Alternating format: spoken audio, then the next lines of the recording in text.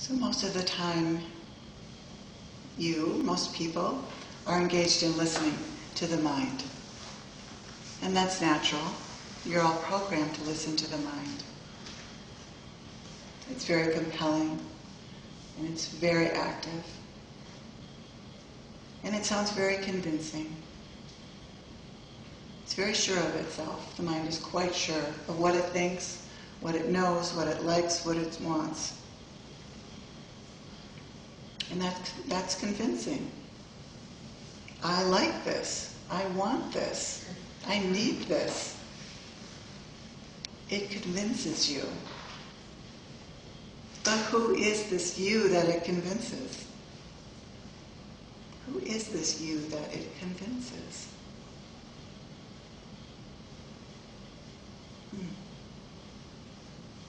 This you that it convinces has a choice about whether to be convinced or not. You are at a blessed place in your evolution that you are able to see this. That you are not so entrenched in your mind, so lost in your mind that you can't see this. You're all here because you have gained a certain amount of distance from your mind, a certain amount of detachment and understanding of what the mind is up to. So here you are.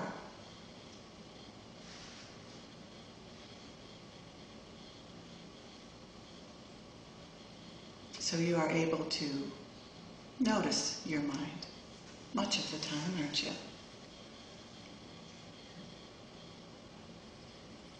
And that is a very important step in your evolution, to just notice the mind.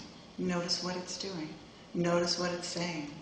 Most people don't pay attention to the mind, they just respond to it. They don't notice it as much as they are it and just respond to it. Now, noticing the mind is great, but there's another thing that you need to be really free. One more step, and that is to see that what it has to say is mostly not true and not valuable, and does not have the wisdom to guide your life. It is not the wise voice that you once supposed it to be. And so as you notice the mind, you begin to see through it. And you begin to see what it's up to. Now, what is that sees this? What is that blessed thing that sees this mind of yours? That's the amazing thing. That's the mystery, isn't it? What is it that looks? What is it that notices? What is it that can choose to agree with the mind or ignore it, disagree with it, to believe it or not believe it? You see, you are at a point in your evolution where you are able to do that. What an amazing thing that you are able to choose whether to pay attention to a thought and follow it or not. Very amazing. And so you go to spiritual teachers and they tell you, don't listen to the mind. It has nothing for you. And still you sometimes do. Because the programming is very strong and it's not easy to detach from the mind. And one of the things that's most important or most makes it possible to detach from the mind. Hello, yes, welcome.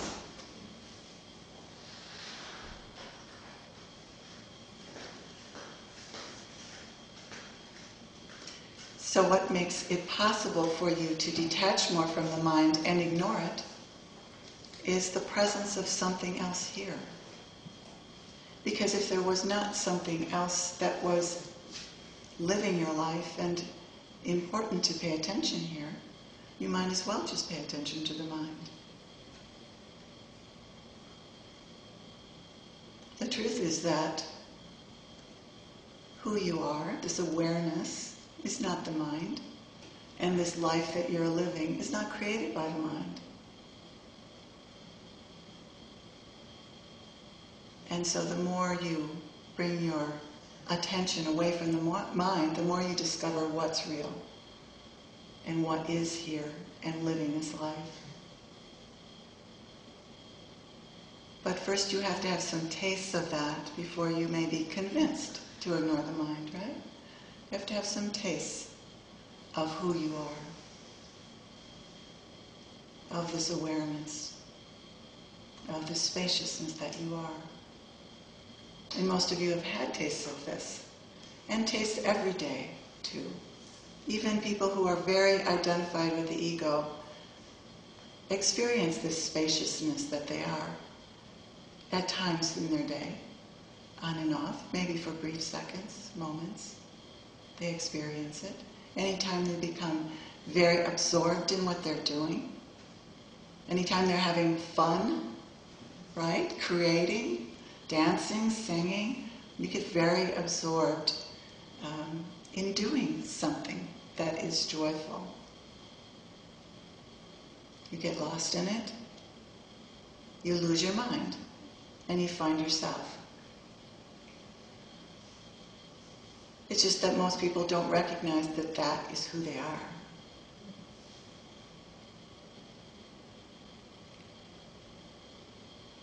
And that it is possible to live from this place in every moment, not just occasionally.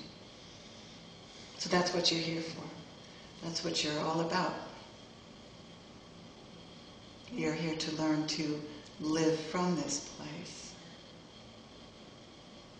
Because you're done with your suffering. You've seen it. You've had enough of it. You've seen the cause of it. The mind, right? So once you've seen that, you need to discover this other territory, this real territory, the truth of who you are.